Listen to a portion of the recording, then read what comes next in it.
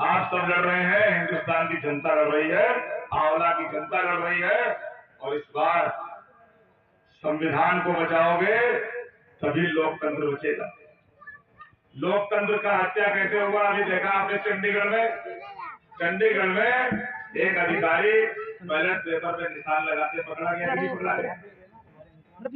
ये हमारे संविधान की ताकत है कि सुप्रीम कोर्ट के पास ये अधिकार था, उन्होंने उनके फैसले को पलटा और जो जीता था उसको कुर्सी पर बिठाया।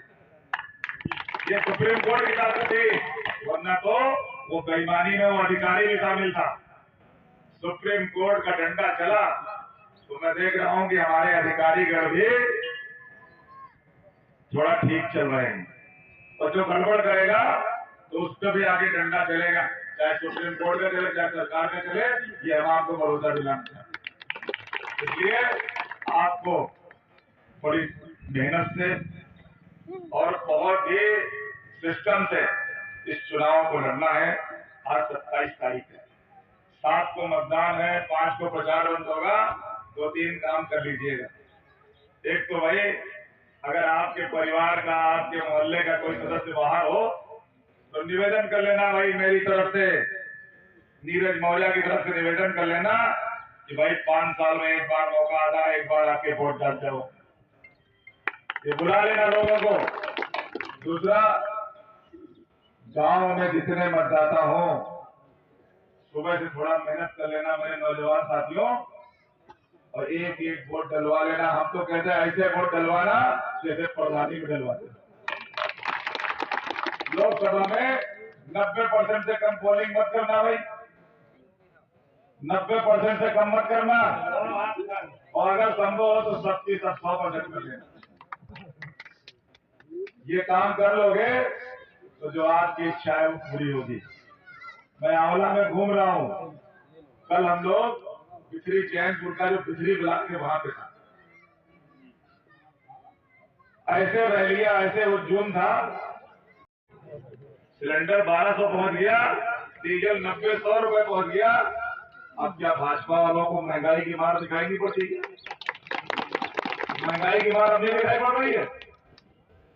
तो ये लोग गुमराह करके, झूठ बोल के और लोगों को भड़का के 2 बार इन्होंने आपसे वोट ले लिया। 2 बार यहां से आपने सांसद बना दिया, और इन्होंने विकास के नाम पे, काम के नाम पे कुछ नहीं किया। और जो मुद्दे में गिरा रहा हूं आपको, चाहे किसान की आय की बात हो, चाहे किसान को रात भर फसल खाने की बात हो, चाहे नौजवानों के नौकरी में परीक्षाओं में पर्चा लीक का मामला हो, चाहे महंगाई की बात हो, क्या भाई सांसद जी के मुंह से कभी इन बातों पे कोई शब्द निकले उनके मुंह से? कभी जनता की समस्या के बारे में चर्चा की? ये समस्याएं तो आपकी है भाई, हमारी समस्याएं हैं, आपकी समस्याएं हैं। सांसद जी इस पे कभी नहीं बोलते, इस पे कभी नहीं बोलते। 60 लाख बच्चों ने पुलिस भर्ती का फॉर्म भरा था, 60 लाख, पर्चा लीक हो गया। सांसद जी को उन बच्चों से हमदर्दी नहीं है क्या? लेकिन नहीं बोलते, क्योंकि वो लोग काम करने वाले लोग नहीं है। ये काम करने वाले लोग नहीं है, ये हवाई बातें करके दिल्ली के एयर कंडीशन में रहने वाले लोग हैं। ये आपके गांव में आने वाले लोग नहीं है। हम तो भाई उस हवा में खड़े हैं, थोड़ा आगे बढ़ जाओ, जलालाबाद चालू हो जाएगा। आप जलालाबाद में मालूम कर लो, चुनाव जीतने के बाद मैं गांव में घूमता था कि लखनऊ में रहता था, मालूम कर लेना मेरे बारे में। मैं आपको विश्वास दिलाता हूं कि आप सबने हमको आशीर्वाद दिया तो आंवला की जनता को एहसास कराएंगे कि सांसद को कैसे काम करना चाहिए। जिंदाबाद जिंदाबाद। हमने योजना बना ली है, 5 विधानसभाओं में अपना कैंप ऑफिस बनाऊंगा, दिन निश्चित करूंगा, और जो दिन निश्चित होगा उस दिन नीरज मौर्य वहां आपको मिलेंगे। और वो दिन महीने 2 महीने का नहीं होगा, वो हफ्ता से 15 दिन का होगा, इससे ज्यादा नहीं होगा, ये बता दें आपको।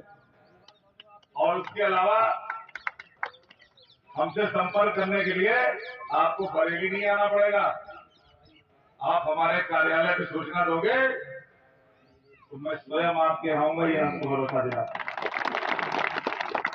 और समाजवादी पार्टी के विधानसभा के अध्यक्ष भाई सतीश यादव जी, आप सबके बीच में अभी 2022 में विधानसभा का चुनाव लड़े कैप्टन अर्जुन भाई और मंच पे उपस्थित दूसरे प्रत्याशी रहे कांग्रेस से भाई आतिफ जी, हम लोगों का गठबंधन भी है, भाई अवनीश यादव जी, मंचा तीन हमारे सभी, हमारे हरीश महफिल जी कहा तो किनारे को बढ़ गया भाई, इनको बुलवाना नहीं है तो भाई हमारे पिछड़ों के नेता है, बोल चुके सभी मंचा तीन हमारे नेतागण के दलवीर जी, कश्यप जी, हमारे दूसरे चेयरमैन साहब कश्यप जी, अमरपाल कश्यप जी, और भाई हमारे बहुत सारे लोग, हमारे नीलेश यादव जी ब्लॉक प्रमुख रहे आए हैं, मिर्जापुर से चल के आए, सभी हमारे पाल साहब भी, नरेंद्र पाल जी, सभी सम्मानित नेतागण, सामने बैठे सभी हमारे बुजुर्गों नौजवान साहब, 2024 का ये चुनाव बहुत महत्वपूर्ण चुनाव है। ये इतना महत्वपूर्ण है कि ये चुनाव